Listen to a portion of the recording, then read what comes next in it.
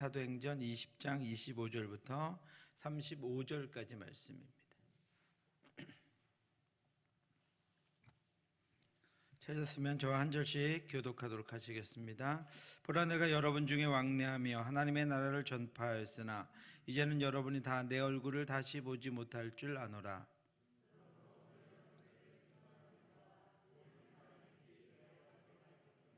인내가 꺼리지 않고 하나님의 뜻을 다 여러분에게 전하였습니다.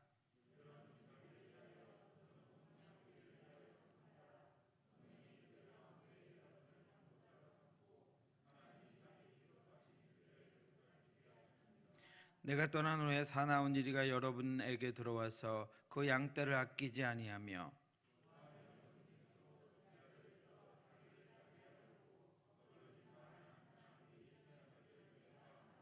그러므로 여러분이 이를 깨어 내가 3년이나 밤낮 쉬지 않고 눈물로 각 사람을 훈계하던 것을 기억하라.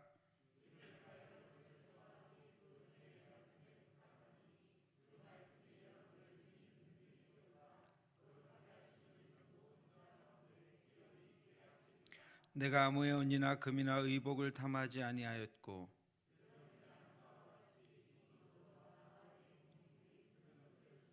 같이 읽겠습니다. 범사에 여러분에게 모본을 보여준 바와 같이 수고하여 약한 사람들을 돕고 또 주 예수께서 친히 말씀하신 바 주는 것이 받는 것보다 복이 있다 하심을 기억하여야 할지니라. 아멘. 오늘 35절까지가 바울과 에베소 교회 장로님들의 작별 인사, 바울의 고별 설교 의 내용인데 오늘로 그 고별 설교를 마치려고 하다가 다음 시간까지 한 주 더 여러분 진행을 해야 될 것 같습니다. 그래서 오늘 31절까지 다음에 32절부터 35절까지 고별 설교를 한 번 더 여러분에 강의하도록 그렇게 하겠습니다. 우리가 무엇을 따라가는가, 우리가 우리의 가는 길을 우리가 오늘도 하루를 더 걸었습니다. 한 발 더 걸었는데 우리가 지나온 길, 또 우리가 가는 길, 또 가야 할 길을 무엇을 따라가는가, 어디로 가는가 하는 것들을 기억하면서 가는 것은 참으로 중요합니다. 우리의 발이 말씀대로 향방 없이 우리가 나아가는 것이 아니고 목표를 가지고 또 우리를 이끄시는 하나님의 이끄심을 따라가는 것이기 때문에 우리가 정말로 그렇게 맞게 잘 가고 있는가 하는 것들을 말씀으로 점검해 보는 것은 너무나도 중요합니다. 우리가 요즘에 욥기 새벽에 욥기를 묵상하고 있습니다.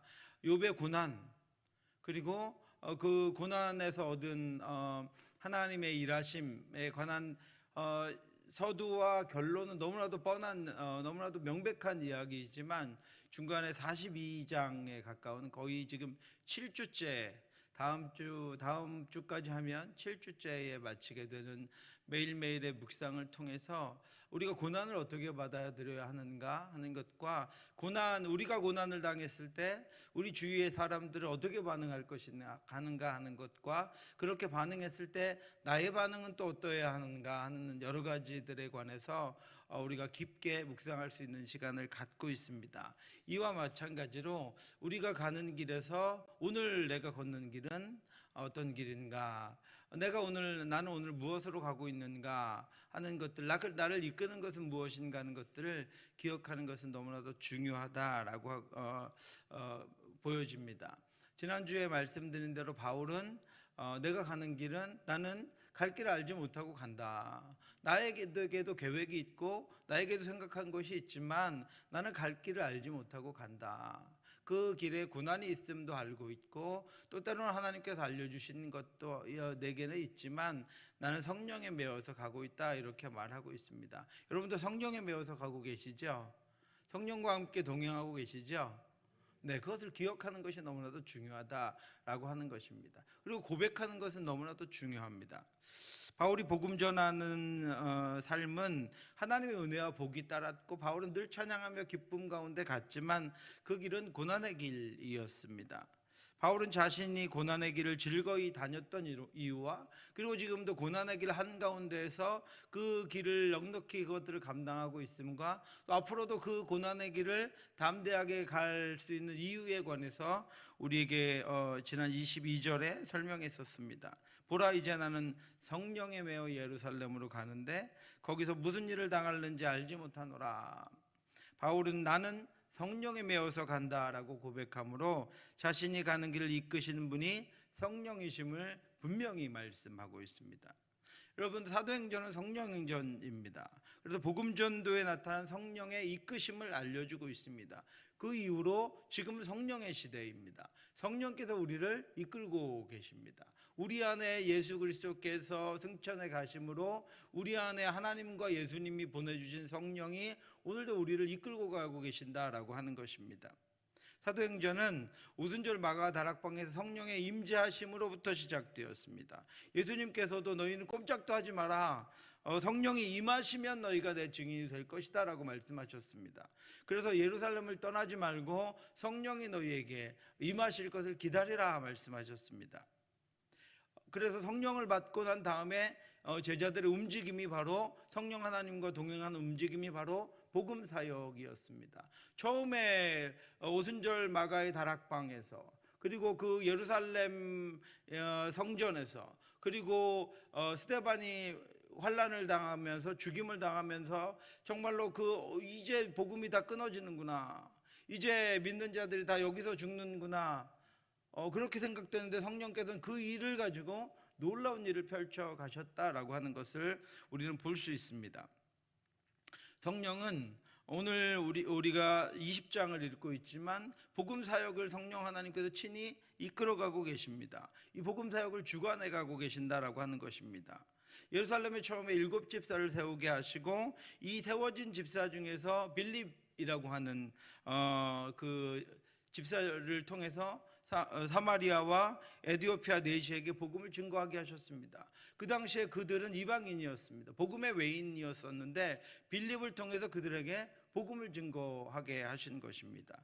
또 성령은 스데반의 순교를 통해서 예루살렘에 너무나도 그들의 친교, 서로 나누고 떡을 떼고 모이기를 힘쓰고 함께 했었던 것들이 너무나도 좋아서 더 결속력 있게 모였던 유대인들을 흩어버리셨습니다. 예수 믿는 이들, 그리스도인들을 거기서 박해를 통해서 흩어버리셔서 그들이 한 번도 떠나보지 않았던 예루살렘을 떠나서 그 나라 이스라엘 안에만 머문 것이 아니라 사마리아로 내려가기도 하고, 그 다음에 안디옥으로 올라가기도 하고, 다메섹까지 올라가고, 그 다음에 유럽 지역으로, 그리고 소아시아 지역으로 올라가게 하셨다라고 하는 것입니다. 성령은 사울을 변화시켜서 또 바울로 만드셨습니다. 그리고 그에게 바나바라고 하는 사람을 붙여주셔서 초기 이방인 선교의 동역자가 되게 하시고, 이방인 선교의 기지였던 안디옥 교회를 이 두 사역자가 세우는 큰 역할을 감당하게 하셨습니다. 또 성령은 유대 전통에 가득했던 이 베드로가 나중에 이 예루살렘 교회의 지원이 있어야 하기 때문에 이 베드로의 환상을 통해서 그가 고넬료를 만나게 하신 그 일을 통해서 이방인 선교를 맡고 있었던 바울이나 바나바를 예루살렘 교회가 배척하지 않고 함께 연합함으로 복음 사역을 감당할 수 있도록 성령께서 그 일을 주관해 주셨습니다. 성령은 또 바울의 시야를 넓히셔서 자신의 고향인 다소라고 하는 길리기아 남부에 있는 다소라고 하는 지역을 연해서 그가 복음 사역을 하고 있었는데, 하나님께서 그의 길을 막으심을 통해서 마게도냐 유럽 땅으로 건너가게 하셔서 온 유럽에 복음이 증거되게 하셨고, 추후에 로마에까지 그리고 온 유럽 땅에까지 복음이 증거되는 그 역사를 이루게 하셨습니다. 그래서 빌립보, 데살로니가, 베레아, 고린도 지역에도 그 우상숭배의 땅에도 복음이 전해진 역할을 하게 하셨습니다. 그래서 바울은 자신이 성령에 매여 사역하고 있다라고 고백하고 있습니다. 그러면서 바울은 내가 이제 앞으로 또 가는데 지금 에베소 교회 장로님들과 이별을 할 시간입니다. 예루살렘으로 가기 위해서 바울이 지금 속히 떠나야 하기 때문에 거기서 이별하고 있는데 내가 예루살렘으로 가는데 거기서 무슨 일을 당하는지 나는 알지 못합니다 라고 고백하면서도 예루살렘으로 갑니다. 바울은 그 성령이 이끄시는 성령에 매여 가는 복음사역의 길 가운데서 수많은 고난을 당했습니다. 그의 앞은 늘 예상하지 못하던 일들로 가득했고 어려운 일들이 산재해 있었습니다. 그러나 그럼에도 불구하고 바울은 이렇게 고백합니다. 오직 성령이 각 성에서 내게 증언하여 결박과 환난이 나를 기다린다 하시나 나의 달려갈 길과 주 예수께 받은 사명 그 하나님의 은혜의 복음을 증언한 일을 마치려 하면은 나의 생명조차 조금도 귀한 것으로 여기지 아니하노라. 지난 시간에 23절과 24절에 한 문단 한 문단을 가지고 여러분 제가 강의하느라고 시간이 좀 지체되었었습니다. 바울은 이제 예루살렘으로 가야 합니다. 성령은 거기서 바울에게 결박과 환난이 당신을 기다리고 있다, 너를 기다리고 있다라고 예언해 주셨습니다. 그리고 바로 다음 장인 21장에서 바울은 예루살렘에 도착해서 잡혀서 그 뒤로 다시는 복음 전도의 사명을 감당하지 못하고 묶인 채로 잡힌 채로 결박당한 채로 로마의 황제들에게 복음을 전한 후에 죽음을 맞이하게 됩니다. 바울은 그것을 알고 있었습니다. 그러나 바울은 예루살렘으로 가는 것을 지체하지 않았습니다. 지금 바울은 결박과 환난에 대해서 어떤 두려움도 없습니다.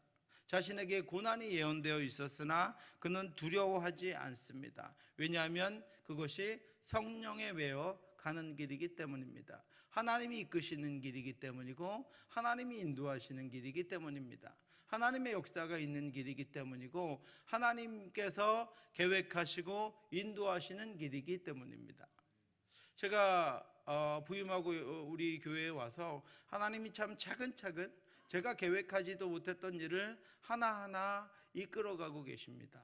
참 천천히 기초를 다져가고 있는 것을 제가 보게 됩니다. 물론 바울만큼 제가 능력이 없어서 저는 지나오고 나서 깨닫습니다. 하나님께서 하나하나 기초를 다져가시는데 여러분 기초가 약하면 나중에 허물어집니다. 또 뼈대가 약하면 나중에 순식간에 무너져 버립니다. 위에 무게가 가면 갈수록 하중이 가면 갈수록 언젠가는 무너지게 됩니다. 그런데 하나님께서 기초부터 하나하나 정말로 물 흐르듯이 순서를 따라서 하나하나 이렇게 감당할 수 있도록 하나님이 그렇게 진행해 가고 계십니다. 바울과 같이 우리 앞에는 무슨 일을 당하는지 우리는 알지 못합니다. 결박과 환난이 있을지도 알지 못합니다. 그러나 두려움이 없습니다. 여러분 기쁘고 감사하지 않습니까? 기쁘고 감사하지 않습니까? 평안하지 않습니까? 그에 합당한 말씀을 우리에게 주실 것이고 그렇게 우리의 입을 통해서 우리가 스스로 기도하게 하실 것이고 또 우리가 그것들을 능히 담대히 담당할 수 있도록 하나님께서 우리를 훈련시키시고 준비시켜 주실 것입니다. 하나님 사람을 보내주실 것이고 하나님이 재물을 부어주실 것이고 하나님의 은혜의 역사를 우리가 하나님을 주목하고 있다면 우리가 보이지 않지만 살아계신 하나님을 주목하고 있고 그 하나님께서 주시는 부흥과 하나님께서 주시는 성장을 갈망하고 있다면 하나님께서는 우리를 알지 못하는 길로 끌어가시되 하나님 손 안에서 하나님의 계획 가운데로 우리를 이끌고 가실 것입니다. 우리는 그 일에 담대해야 합니다. 바울처럼 두려워하지 말아야 한다라고 하는 것입니다. 그것이 재물이 됐든 사람이 됐든 고난이 됐든 문제가 됐든 우리는 두려움 없이 나아가야 합니다. 성령께서 그 모든 일들을 우리로 능히 감당하게 하실 것이기 때문입니다. 바울은 성령에 매여 그 길을 가기 때문에 두려워하지 않았습니다. 또 바울이 그렇게 두려워하지 않았던 또 한 가지 이유가 있는데 그 길이 예수님이 먼저 가신 길이었기 때문입니다. 그 길은 예수님을 따르는 길이었습니다. 예수님도 공생애를 마무리하시기 위해서 예루살렘으로 올라가셔야 했습니다. 예수께서 승천하실 기약이 차감해 예루살렘을 향하여 올라가기로 굳게 결심하시고 여러분, 쉬운 길이었다면 굳게 결심하셨다는 말을 쓰지 않았을 것입니다. 그런데 예수님의 인성은 그것을 굳게 결심해야 가는 길이었기 때문에 예수님이 이제 공생애를 마지막 마무리를 하시고 예루살렘으로 가시기를 굳게 결심하셨습니다. 왜냐하면 그 앞에 승천하실 기약이 차감해. 예수님이 승천하신다라고 하는 얘기는 그 앞에 죽음이 전제되어 있어야 합니다. 십자가에 죽어야 승천하시기 때문입니다. 그러므로 승천하실 기약이 차감해 예루살렘으로 올라가기를 굳게 결심하셨다라고 하는 말은 곧 먼저 십자가 죽음으로 나아가셔야 한다라고 하는 것입니다. 예수님의 예루살렘 가는 길은 십자가 죽음의 길이었습니다. 그래서 예수님 제자들에게 이 말을 너희 귀에 담아두라. 인자가 장차 사람들의 손에 넘겨지리라, 이렇게 말씀하셨습니다. 예수님이 스스로 그 길이 십자가의 길인지를 알고 계셨습니다. 그렇지만 예수님은 온 백성, 저와 여러분들을 구원하시고자 하는 하나님의 그 기쁜 뜻을 이루고자 예루살렘으로 죽으러 가기로 작정하셨습니다. 그것이 저와 여러분들을 향한 사랑이고 그것이 복음의 완성입니다. 그러므로 바울도 예수님과 같은 마음을 품었습니다. 예수님이 구원의 완성을 위해서, 복음의 완성을 위해서 예루살렘으로 올라가셨다면 바울은 자신에게 맡긴 이 복음 전도의 사명을 위해서 예루살렘으로 올라갔습니다. 예수님을 따라갔습니다. 그러면서 이렇게 이야기합니다. 나의 달려갈 길과 주 예수께 받은 사명, 그 하나님의 은혜의 복음을 증언하는 일을 마치려 하면은 나의 생명조차 조금도 귀한 것으로 여기지 아니하노라. 아멘. 왜요? 예수님이 그렇게 가셨기 때문입니다. 바울이 그 길을 담대히 갈 수 있었던 것은 사명 때문이었습니다. 나의 달려갈 길과 주 예수께 받은 사명. 바울은 자신이 달려갈 길이다, 내 달려갈 길이다 라고 이야기합니다. 여러분, 하나님이 우리 각자에게 달려갈 레인을 주셨습니다. 여러분, 달리기 하는 것을 보면 각자에게 레인이 있죠. 그 레인에서 벗어나면 안 됩니다. 규칙이 있습니다. 그 길에는 환난도 있고 고난도 있고 어려움도 있고 장애물도 있고 또 여러 가지 또 험난한 것들도 있을 것입니다. 그런데 그래서 바울은 나의 달려갈 길과 그랬습니다. 하나님이 내게 맡기신 내 달려갈 길이 있다라고 하는, 나는 그 길을 달려가고 있다라고 하는 것입니다. 믿음의 경주도 여러분 마찬가지입니다. 내 달려갈 길만 깨끗하고 형편하고 아스팔트로 잘 포장되어 있는 것 아닙니다. 내 달려갈 길에서 고난은 피하고 환난은 돌아서 갈 수 없습니다. 성령이 이끄시는 길에서 당하는 환난과 결박이 있을지라도 내 달려갈 길에 당하는 것이라면 내가 그것을 견디고 이기고 승리하며 넘어서 내 달려갈 길을 가야 합니다. 그래서 바울은 담대히 그 길을 갑니다. 내가 복음을 증거하면서 당하는 고난, 그건 내 달려갈 길에 하나님이 주신 것이다 라고 하는 것이죠. 내가 이 길을, 내게 주신 삶을 살아가면서 내게 있는 어려움, 그건 내가 달려갈 길이다 라고 하는 것입니다. 제가 언젠가 내 몫의 태인 십자가 라는 설교를 여러분에게 드린 적이 있습니다. 우리 몫의 태인 십자가가 있습니다. 그 먼저 주님이 그 십자가를 지셨습니다. 우리가 가야 할 내 달려갈 길이 있습니다. 먼저 주님이 그 길을 가셨습니다. 우리는 주님이 지신 십자가를, 우리도 내 몫의 태인 십자가를 지고 주님이 달려가신 그 길을, 주님의 뒤를 따라가는 것입니다. 바울은 늘 담대하게 그 뒤를 따라갔습니다. 주님이 앞서 가셨기 때문입니다. 주님이 먼저 가셨기 때문입니다. 기도하며 은혜를 구하며 두려움 가운데에서도 찬송하며 능력을 구하며 넘어지지 않기를 소원하며 보이지 않지만 자기를 보고 계시는 하나님을 기억하며 그 길을 담대히 갑니다. 저와 여러분들도 그 길을 담대히 갈 수 있기를 주님의 이름으로 축원합니다. 그리고 바울은 이 사명이 주 예수께 받은 사명이다. 내가 달려갈 길을 가는데 이 달려갈 길을 가는 이 사명은 주 예수께 받은 사명이다 라고 이야기합니다. 여러분, 이 말씀은 너무나도 중요한 말씀입니다. 나에게 내 삶을 살게 하시는 분 하나님입니다. 맞습니까 여러분? 내 삶을 살게 하시는 분 하나님입니다. 오늘 저와 여러분들 이 땅에 보내셔서 사명을 주시고 길을 가게 하시는 분은 하나님입니다. 오래 우리에게 직분 주신 분 하나님입니다. 여기 보내신 분 하나님이시고 여기서 우리 자녀들을 우리에게 맡기신 분도 하나님이십니다. 우리 각자에게는 모두에게 우리가 가는 길에서 우리가 행해야 하는 것들은 하나님이 내게 주신 직분입니다. 바울은 그래서 그것을 고백하는 것입니다. 주 예수께 받은 사명이다. 다른 사람이 준 거 아니다라는 거예요. 내 열심에서 일어나는 것 아니다라는 거예요. 이 땅에서 받을 상 아니라는 거예요. 주 예수께서 내게 사명을 주셨습니다. 이렇게 고백하고 있습니다. 자신이 가는 인생의 여정, 자신이 달려가는 길에서 행하는 모든 일들은 주 예수 그리스도로부터 자신이 받은 사명이라는 분명한 확신이 바울에게 있었습니다. 그래서 어떤 길은 가고 어떤 길은 거부할 수 없었습니다. 어떤 길은 피하고 어떤 길은 택할 수 없었습니다. 어떤 길은 계속하고 어떤 길은 가다가 그만둘 수 없었습니다. 왜냐하면 이 땅에 누가 우리에게 시킨 것이 아니라 주 예수께 받은 사명이기 때문입니다. 내가 주 예수 그리스도께 받은 사명이기 때문에 바울은 그 달려갈 길에 당하는 모든 일들을 인내하며 지나며 그것들을 헤치며 그 길을 지나왔습니다. 피하지 않았습니다. 환난이 있다고 피하지 않고 고난이 있다고 피하지 않았습니다. 거기서 고난이 있어서 앞이 막혀 있으면 거기 무릎 꿇고 앉아 기도했습니다. 거기 가시덤불이 있으면 그것을 찬송하며 가시에 찔러가며 넘어갔습니다. 왜요? 주 예수께서 내게 맡기신 내가 달려갈 길이었기 때문입니다. 그것은 주 예수 그리스도로부터 받은 사명이었기에 바울은 이렇게 고백합니다.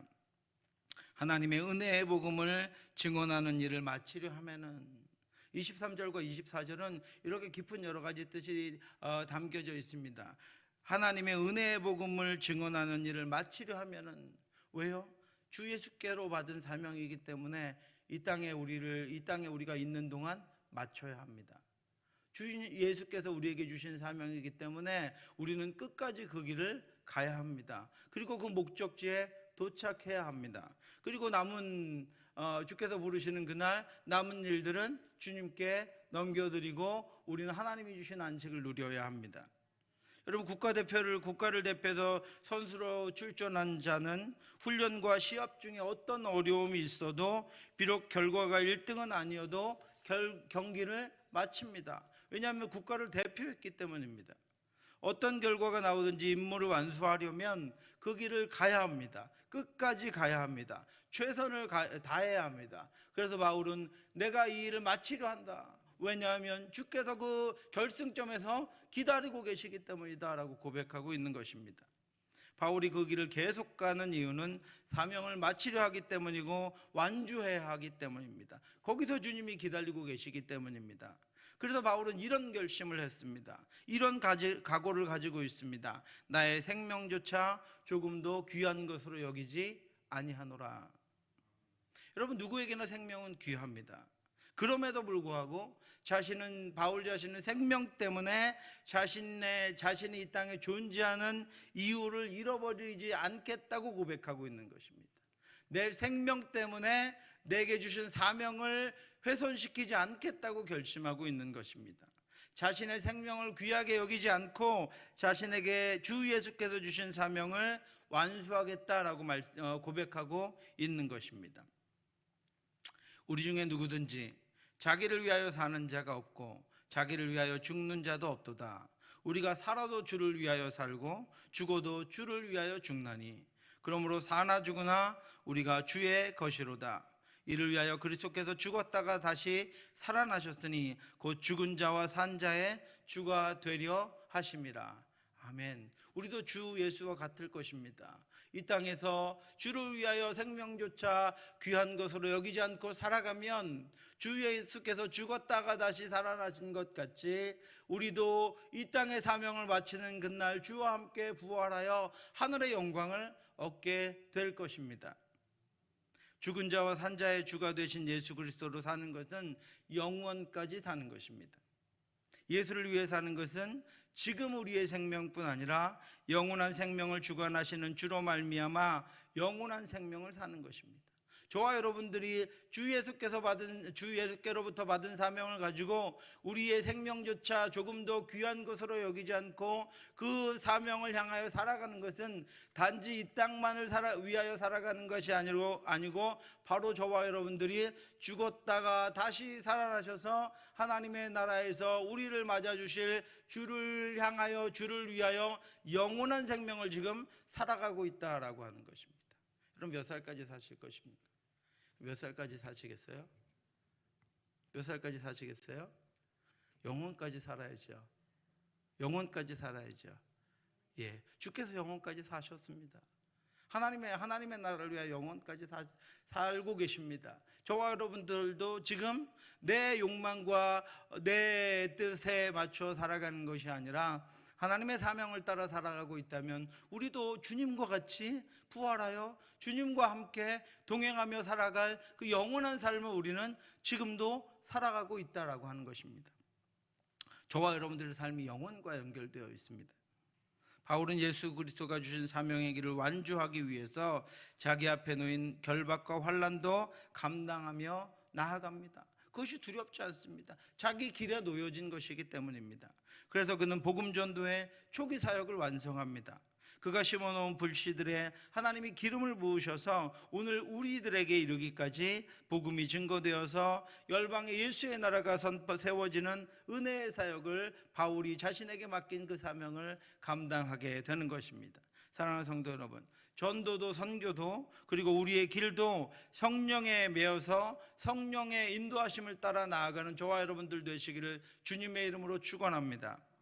주 예수 그리스도가 우리에게 주신 사명을 우리 스스로도 폄하할 때가 있습니다. 하나님께서 내게 주신 사명을 우리 스스로도 소홀하게 여길 때가 있습니다. 또 수많은 것들이 우리에게 하나님이 주신 사명을 폄하하게 만듭니다. 소홀하게 여기게 만듭니다. 주 예수 그리스도가 우리에게 주신 사명을 폄하하고 어리석은 것으로 여기게 하고 가치없게 여기게 하고 소홀하게 여기게 만드는 모든 악한 시도들이 우리에게 있더라도 지금은 보이지 않으나 영광 가운데 다시 오실 주 예수 그리스도가 맡기신 그 사명을 능히 감당해서 완수하는, 끝까지 달려가는, 그리고 주를 만나는 저와 여러분들 되시기를 주님의 이름으로 축원합니다. 바울은 에베소 사역을 이렇게 정리하면서 자신들의 미래를 하나님께 맡깁니다. 25절 말씀입니다. 보라, 내가 여러분 중에 왕래하며 무엇을 전파했다고요? 하나님의 나라를 전파하였으나 이제는 여러분이 다 내 얼굴을 다시 보지 못할 줄 아노라. 바울이 무엇을 전파했다고요? 하나님의 나라를 전파했다고 고백하고 있습니다. 내가 복음을 전했다 이렇게 말하지 않고 하나님의 나라를 전했다 이렇게 말합니다. 바울이 전한 복음은 하나님 나라의 진리였습니다. 하나님의 나라는 힘으로도 능으로도 재물로도 권력으로도 얻는 것이 아닙니다. 그런 것으로 갈 수 없습니다. 하나님의 나라는 예수 그리스도로 말미암는 복음으로 얻는 것입니다. 복음에만 하나님 나라 가는 길이 열려 있습니다. 복음에만 하나님의 나라의 백성이 되는 비밀이 감추어져 있습니다. 이것이 복음의 비밀입니다. 태초에 하나님이 천지를 창조하셨을 때 아담은 하나님과 동행하며 에덴 동산에서 살았습니다. 하나님과 함께한 하나님의 나라를 그가 살았습니다. 거기에는 죽음도 고통도 없었습니다. 거기에는 자신과 함께 동산에 거하시는 하나님과 동행할 수 있었습니다. 하나님의 목소리도 들었습니다. 하나님이 직접 응답하셨고 하나님과 직접 대화했습니다. 거기에는 부족함도 없었습니다. 거기에는 하나님의 통치가 있었습니다. 그런데 이 아담을 통해서 죄가 들어오고 스스로 죄의 문제를 해결할 수 없는 인간은 하나님과의 교제가 끊어졌습니다. 하나님의 나라를 잃어버렸습니다. 죄로 인해 하나님을 온전히 붙잡지도 않았고 하나님을 바라지도 않게 되었습니다. 영원히 땅의 삶을 살게 되었습니다. 그러나 예수 그리스도로 말미암아 하나님 나라로 가는 길이 다시 열렸습니다. 하나님의 아들이신 예수 그리스도, 구원자이신 예수 그리스도를 믿으면 그가 우리를 위해 흘리신 보혈로 말미암아 믿는 자는 죄 사함을 받고 하나님의 거룩한 자녀가 되어 하나님의 나라를 다시 얻습니다. 바울은 자신이 전하는 복음이 곧 하나님의 나라라고 고백합니다. 다른 길이 없기 때문입니다. 다른 방법이 없기 때문입니다. 바울은 그 나라에 속한 이들을 복음으로 모았습니다. 그 나라 백성들을 복음을 들고 찾아다녔습니다. 무엇을 찾아다닌 거예요? 복음을 들고 하나님의 나라 백성들을 찾아다닌 거예요. 복음을 선포하며 하나님의 나라 백성들을 모은 것입니다. 잃어버린 하나님의 백성들을 찾아서 그들에게 하나님 나라의 소유권을 주시는 하나님을 만나게 하신 것이 바로 복음입니다. 우리가 전하는 복음은 하나님 나라입니다. 그 어떤 것으로도 그 어떤 방법으로도 스스로 소유할 수 없는 하나님의 나라는 복음을 통해서만 주어집니다. 사랑하는 성도 여러분, 복음에 대해서 바울과 같은 확신과 담대함과 자긍심이 있기를 바랍니다. 우리가 복음을 가지고 구걸하는 것 아닙니다.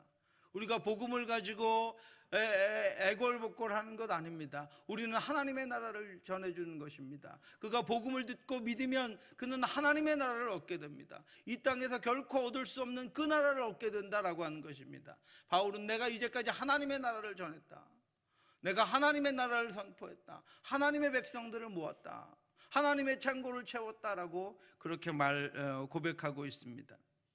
복음을 전하는 것이 하나님의 나라를 전하며 하나님 나라 시민을 모으는 이름을 기억하고 담대하게 복음을 증거하는 저와 여러분들 되시기를 주님의 이름으로 축원합니다. 바울은 자신에게 맡기신 사명의 엄중함을 고백합니다. 아까 주 예수께서 맡기신 사명, 이렇게 하면서 사명에 관해서 이야기했는데 바울은 참으로 자신의 사명에 대해서 너무나도 철저했었던 것 같습니다. 이거 하나님이 주신 사명이다, 사람이 흔들 수 있는 사명이 아니다라는 의식이 너무나도 철저했습니다. 26절과 27절에 이렇게 고백합니다. 그러므로 오늘 여러분에게 증언하거니와 모든 사람의 피에 대하여 내가 깨끗하니 이는 내가 꺼리지 않고 하나님의 뜻을 다 여러분에게 전하였습니다.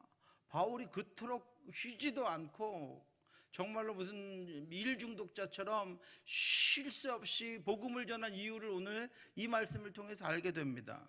모든 사람의 피에 대해서 내가 깨끗하다. 무슨 이야기입니까, 여러분? 바울은 하나님 나라의 주인이신 하나님에 대한 신인식이, 하나님을 인식하는 것이 너무나도 분명했습니다. 바울은 자신에게 사명을 맡기신 하나님이 살아계신 하나님이시며 전능하신 하나님이심을 기억하고 그가 주신 사명을 떨리는 마음으로 최선을 다했습니다. 그러면서 오늘 모든 사람의 피에 대해서 내가 깨끗하다라고 하는 이야기는 에스겔서에 나오는 파수꾼의 비유를 가지고 말씀한 것입니다. 하나님은 에스겔을 통해서 파수꾼의 비유를 해주셨습니다. 하나님의 사명을 맡은 자의 책임에 관한 비유였습니다.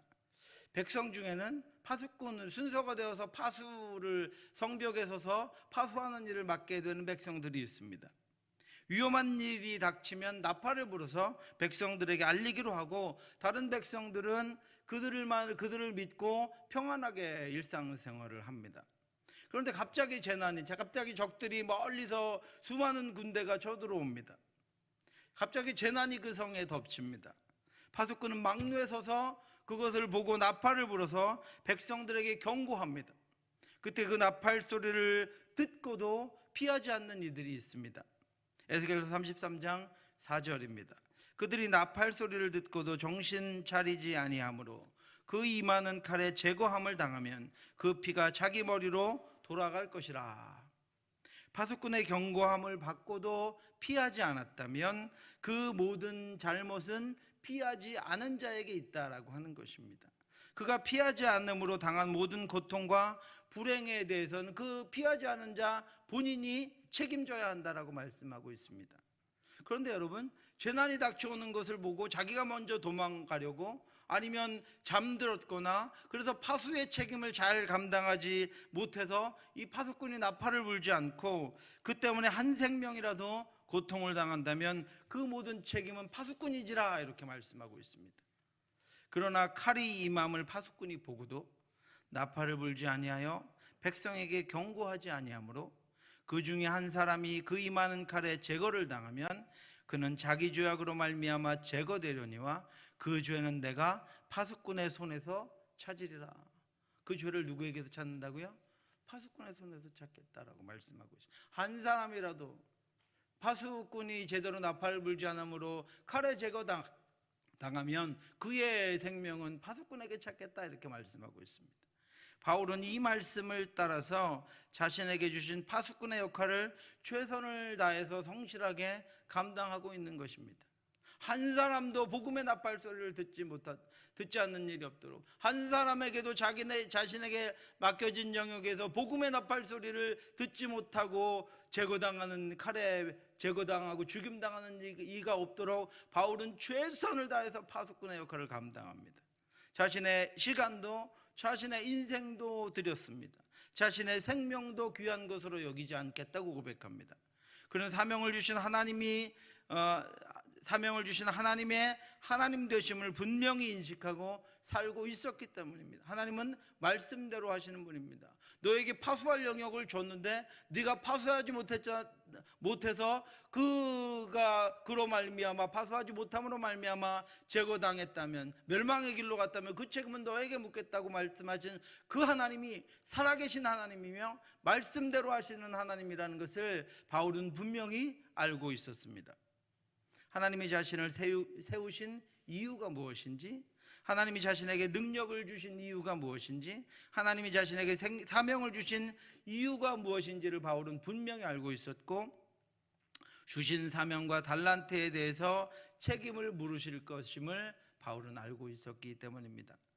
그래서 바울은 복음 전하는 파수꾼의 사명에 대해서 자신이 수없이 나팔을 불었고, 듣던지 듣지 않던지, 기회가 되든지 기회가 되지 않든지 자신의 상황이나 환경과 관계없이 경고의 나팔을 불고 복음을 증거하면서 사명을 감당했습니다. 그래서 바울은 아주 당당하게 고백합니다. 모든 사람의 피에 대하여 나는 깨끗하니 책임질 일이 없으니 이는 내가 꺼리지 않고 하나님의 뜻을 다 여러분에게 전하였습니다. 아멘. 저와 여러분들도 주께서 다시 부르시는 그날까지 저와 여러분들에게 맡겨주신 영역에서 파수꾼의 역할을 온전히 감당함으로 바울과 같이 모든 사람의 피에 대하여, 내가 아는 내게 맡겨주신 영역에서 모든 사람의 피에 대하여 내가 깨끗하니 내가 꺼리지 않고 하나님의 뜻을 다 전하였다. 이제 모든 책임은 여러분에게 있다라고 고백할 수 있기를 바랍니다. 사랑하는 성도 여러분, 우리도 바울과 같이 사명에 당당할 수 있기를 바랍니다. 우리에게 맡겨주신 우리의 자녀들, 우리에게 맡겨주신 우리의 부모님들, 다음 세대들, 성도들, 그리고 직분자들에 대해서 우리가 그들의 피에 대해서 깨끗하기를 원합니다.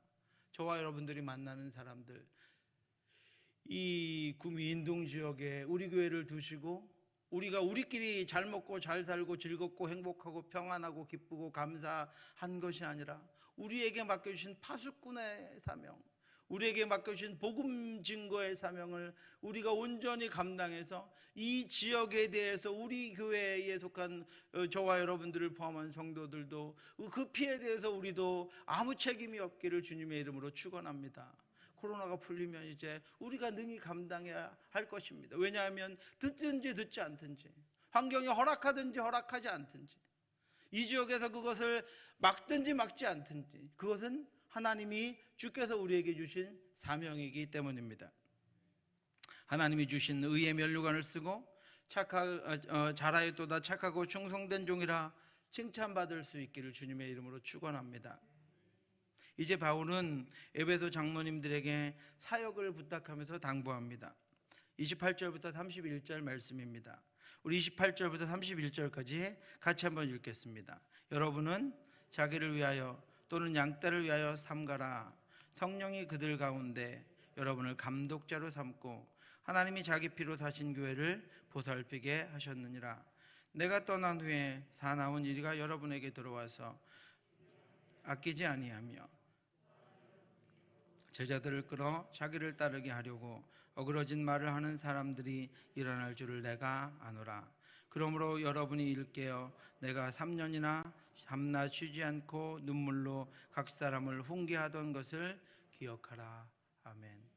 바울이 장로님들, 에베소 교회 장로님들에게 이제 죽음의 길을 향해 떠나며 마지막 길을 떠나며 부탁하는 것입니다.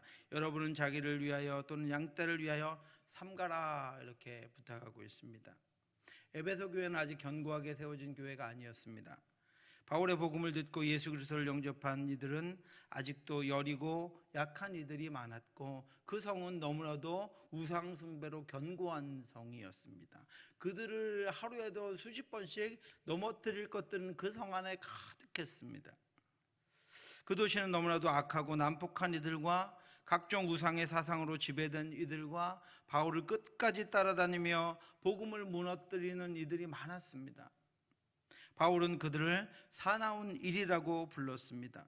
그들은 양떼를 해치고 훔쳐가고 죽이는 전문가들이었습니다. 그 전문가들 앞에 교회와 이제 막 믿기 시작한 성도들, 그 교회의 복음을 가지고 예수 그리스도를 믿기 시작한 성도들을 놓아두고 가는 바울의 심정은 이리 때들 가운데 양들을 한가운데 세워놓은 것과 같은 그런 심정이었기 때문에 장로님들에게 부탁하고 또 부탁합니다. 그래서 바울은 장로님들에게 이렇게 말합니다. 성령이 여러분을 감독자로 삼고 하나님이 자기 피로 사신 교회를 보살피게 하셨다. 장로님들에게는, 그리고 하나님의 직분을 맡은 자들에게는 성령의 맡기심, 즉 신적인 대리자의 역할이 있습니다. 바울이 맡기고 가는 것 아닙니다. 성령이 여러분을 감독자로 삼고 하나님이 자기 피로 사신 교회를 보살피게 하셨다라고 하는 것입니다. 저에게도 이 막중한 책임이 있습니다. 우리 장로님들에게도 이 막중한 책임이 있습니다. 우리 교사들에게도 이 아이들을 향한 이 막중한 책임이 있습니다. 어떻게 하셨다고요? 성령이 여러분을 감독자로 삼고 하나님이 자기 피로 사신 교회를 보살피게 하셨느니라. 우리는 우리를 위하여 일하는 사람들 아닙니다. 우리는 서로를 위하여 일하는 사람들 아닙니다. 무엇의 유익을 위하여 일하는 사람들 아닙니다. 성령이 사나운 일 가운데 우리에게 맡겨주신 영혼들을 그 일 가운데서 지킬 감독자로 삼았고 하나님이 자기 피로 사신 교회를 보살피게 하시기 위해서 저와 여러분들에게 직분을 주셨고 임무를 맡기셨고 사명을 주셨다라고 하는 것입니다. 우리들에게 기도하는 임무를 맡기셨습니다. 우리들에게 깨어 말씀 가운데 깨어 말씀으로 가르치는 임무를 맡기셨습니다. 우리들에게 자녀들을 키워내는 믿음으로 말씀으로 키워내는 임무를 맡기셨습니다. 성령이 감독자로 우리를 삼으셨습니다. 부모도 교사도 또 우리 직분자들도 모두 다 바울의 이야기처럼 신적 대리자입니다. 왜냐하면 하나님이 우리에게 맡기셨기 때문입니다. 하나님이 신실한 믿음의 사람을 통해서 일하시기 때문입니다. 하나님이 이 땅에서 일어나는 모든 일들을 택하신 사람들에게 맡기십니다. 그들 중에는 아브라함도 있었고 다윗도 있었고 바울도 있었습니다. 그들 중에는 야곱도 있었고 이사야도 있었고 다니엘도 있었고 베드로도 있었습니다. 그들 중에는 여러분 나아만 장군도 있었고 38년 된 병자도 있었고 사마리아 여인도 있었고 고레스와 같은 이방 왕도 있었습니다. 때를 따라서 하나님은 사람들에게 하나님의 일을 감당하도록 하나님의 역사를 진행할 수 있도록 그 일들을 맡겨주셨습니다. 그 모든 이들을 통해서 하나님은 하나님의 나라를 세우고 견고하게 하시고 하나님께서 살리신 하나님의 자녀들을 보호하시고 하나님의 자녀들을 견고하게 세우는 일을 감당해 오셨습니다. 자기 피로 사신 교회를 보살피게 하셨습니다. 이것은 우리에게 맡기신 사명에 대한 신적인 기원을 가리키는 말입니다. 그러므로 이것을 귀하게 여기는 자는 하나님이 맡기시는 일을 하는 것입니다. 그러므로 이것을 귀하게 여기지 않는 자는 스스로 사람의 일을 하는 것입니다. 결과는 같을 수 있어도 감당하면서 주시는 은혜도 능력도 기쁨도 감사도 다릅니다. 저와 여러분들이 만날 주님께서 우리를 평가하실 그 평가도 다릅니다.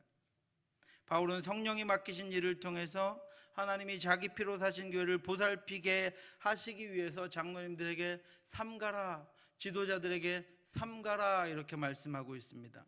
여러분은 자기를 위하여 또는 양떼를 위하여 삼가라. 저와 여러분들이 사명을 감당하면서 우리 스스로를 위해서도 그렇고 양떼를 위해서도 삼가야 된다라고 하는 것입니다.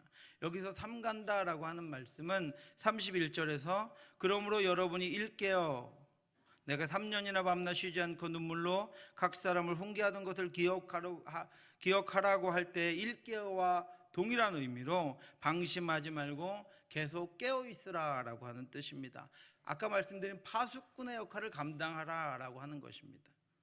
늘 깨어서 온 양떼를 섬기며 주 오실 때를 대비하면서 사명을 감당하라는 것입니다.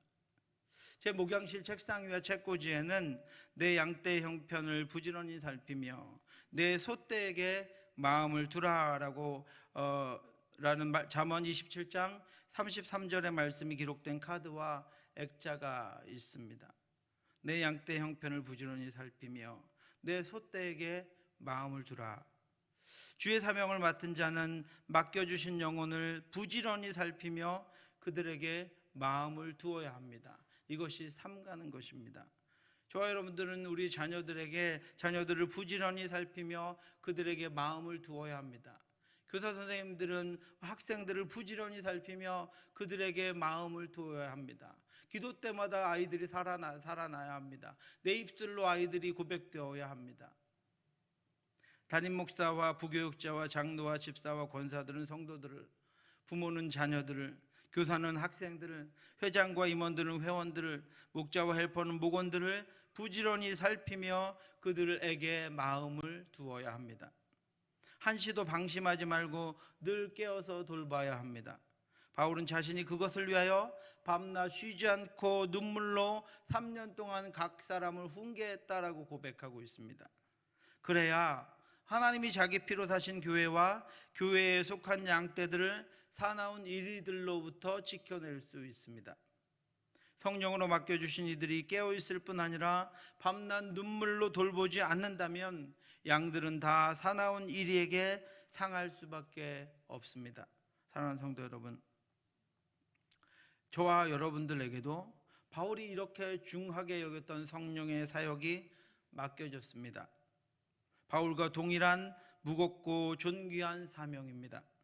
그러므로 삼가고 깨어서 쉬지 않는 눈물이 아니고서는 그 어떤 것도 지켜낼 수 없습니다. 일어나 주님 앞에 깨어서 주신 사명을 감당함으로 하나님의 피로 사신 교회와 양떼를 지켜서 주님이 오시는 그날까지 이르는 저와 여러분들 되시기를 주님의 이름으로 축원합니다. 기도하겠습니다. 하나님 아버지, 은혜를 감사합니다. 오늘도 우리에게 사명을 주시고 감당할 마음을 주시고 어떻게 감당해야 하는지 알려주심을 감사합니다. 성령에 매어 주께서 주신 복음, 하나님의 나라를 증거하는 일을 쉬지 않도록 하나님 인도하여 주시옵시고, 그렇게 하나님께로 불러주신 그 영혼들을 삼가며 눈물로 밤낮 쉬지 않고 훈계하며 기도함으로 말미암아 그들을 지켜낼 수 있도록 역사하여 주시옵소서. 한 영혼도 떨어뜨리지 않게 하여 주시옵시고, 파수꾼의 아버지의 역할을 감당하지 못하는 일이 없도록 인도하여 주시옵시고, 하나님 아버지, 주께 주신 사명, 이 파수꾼의 사명을 잘 감당함으로 말미암아 주여 내게 주신 영역에서 내게 맡기신 지경에서는 한 영혼도 사나운 이리에게 잡혀 넘어가지 않도록 하나님 인도하여 주시옵소서. 주여 우리에게 능력을 허락하여 주시옵시고, 예수 그리스도 아버지 공생애를 마치고 죽기 위해 십자가 지기 위해 예루살렘으로 가신 그 예수 그리스도의 풍성하고 능력 있는 사랑을 우리가 마음에 담고 그 사랑으로 모든 것들을 감당할 수 있도록 역사해 주시옵소서. 모든 말씀 예수님 이름으로 기도드렸사옵나이다. 제가 축도하고 마치겠습니다. 지금은 우리 주 예수 그리스도의 은혜와 우리를 사랑하시는 하나님의 크고 넓으신 사랑하심과 성령의 교통하심이 주 예수께서 맡기신 사명을 감당하기 위하여 말씀을 듣고 기도하며 예배하며 하나님과 동행하며 하나님의 뜻을 더 알아 주께 나아가길 원하는 사랑하는 성도들 머리 위에 지금부터 영원토록 함께 있을지어다. 아멘.